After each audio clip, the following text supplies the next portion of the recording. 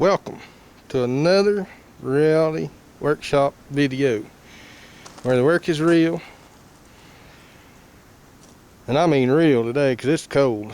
It's about 32, wind blowing, gusting about 15, so I'm getting down in there a little bit, but this is something that has to be done.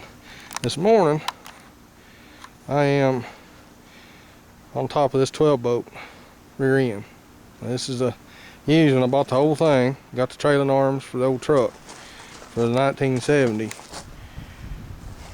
Chevrolet CST custom sport truck. I've got a pinion bearing that's going out in that rear end, and I don't want to jerk it out and leave it on blocks, so I went and stumbled across this one.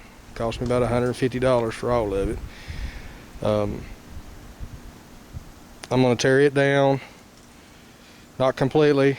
I'm going to take a chance on it. It's got a good pinion and bearing in it. I'm going to take the old one out. I'm going to rebuild it and put this one under it for now because it's going to take me a little while to get it.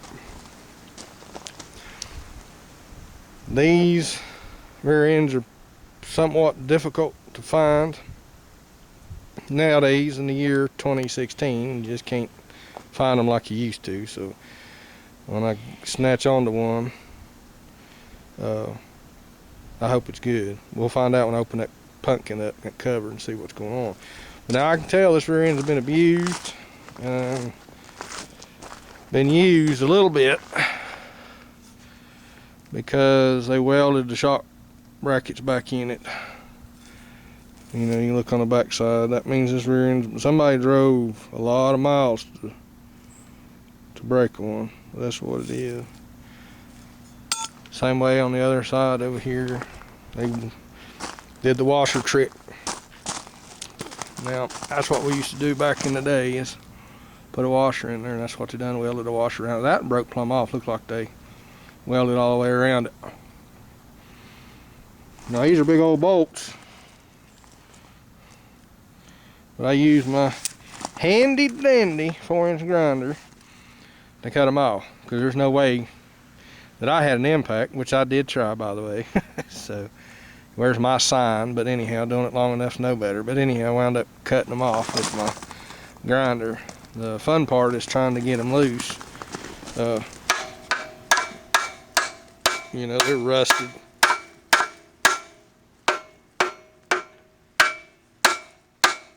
See all that rust coming out? There she goes. And underneath that, you got years of rust. See it? That's why this is called Reality Workshop, because man, we deal with the world. We deal with the real stuff. We don't deal with brand new shit trying to put it together, you know. Buy it off a lot, then tear it down. We're taking the junk and tearing it apart. So it's much more difficult to do this. I still got to get this trailing arm. This is actually a stabilizer arm, so I know this was for a truck that had the same setup as mine. Even if it didn't, as long as it had that ear down in here where I could bolt. So I'm going to try to save that stud off that and take this off, which I think I can get that off. Might have to put a little torch to him, a little heat, but I hope not, because that doesn't help the bolt none when you heat it up, especially in being as old as they are.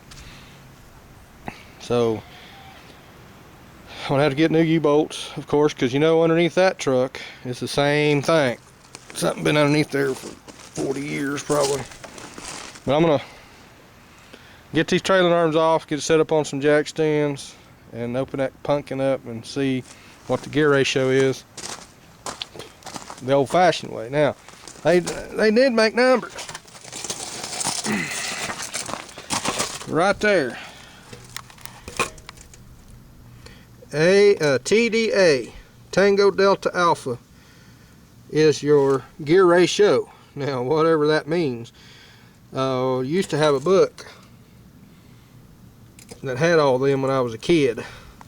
Had those TDAs. I looked it up on the internet, and then the only thing I could find a TDA to be is a 373. but I don't know for sure until I open that cover up and do the ring count and the pinion count and do my division. So, but you gotta, you know, scrape all that off. You got some casting numbers over here, which whatever that means, I'll have to get into some other books. GM7. But back in the day, they was a pretty stout rear end for what I'm doing or what's fixing to happen to this truck. It'll be plenty. I think I'm gonna build my other one to a 343. It's got a 373 in it because I already opened that pumpkin up and went inside it and changed oil and stuff in it, because that's usually what happens. Nobody ever changes the gear oil. Nobody does any maintenance. You know, if you do a little maintenance on this stuff, it'll last you. That's what they were designed for. Maintenance schedules, change oils, change fluids, you know, on and on and on. Same way with that Saturn over there we just picked up. That's the new Saturn. That's a 06.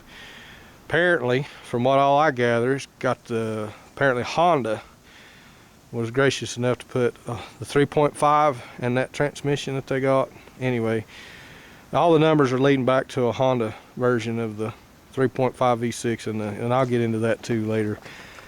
And it's not a sealed transmission. They keep telling me the transmission is sealed. That is not. It's got a dipstick in it, and you can order filter changes. But anyway, that's another video, and I've got to get to that too. But anyhow, that's what we're into this morning at freezing, and I'm gonna try to get it up on my jack stands. At least knock the cover, find out what I got, inspect what I can, clean what I can out, and get ready to put new seals in it, new brake shoes, new wheel cylinders. I'm gonna go ahead and do it all up, slide him under there, and then when I get ready to rebuild the other one, I'll take my goodies off of this one and slide, you know, all my goodies back on that one.